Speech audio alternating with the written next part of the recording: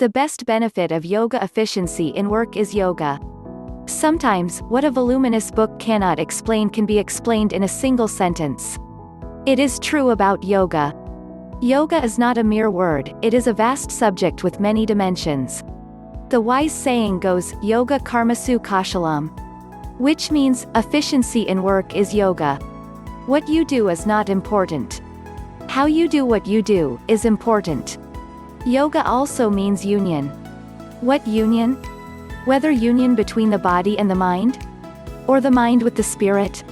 The traditionally accepted belief, or truth, depending upon the level of your spiritual progression, is the union between the Jeevatman and the Paramatman, between one's individual consciousness and the universal consciousness.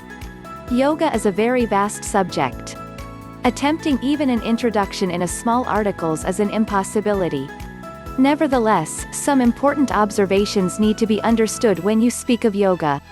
Yoga has got something to do with the health of your physical body. Yoga has got something to do with your mental health. Yoga has something to do with your intellectual health. Yoga has got everything to do with your spiritual being. The ultimate stage can only be realized. No amount of assertions, explanations, and arguments and counter-arguments can take you up there. The domain of silence can only be achieved through silence. Yoga is intensely linked to breathing. It is about channeling the energy through breath. Another intimate ally of yoga is meditation.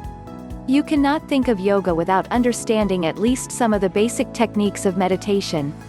Spiritual appreciation as to the nature of the human body, who controls it all of the time, is absolutely essential for proper understanding of various practices that make the science of yoga.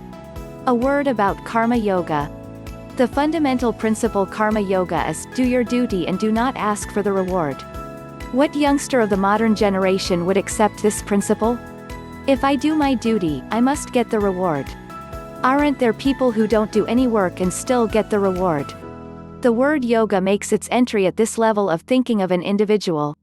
The correct interpretation of this principle of yoga is that do your duty but don't ask for the reward, you will get the right reward, at the right moment. Every action has a reaction and the intensity of the reaction is in proportion to the intensity of the action. Over this the scientists and the spiritualists agree.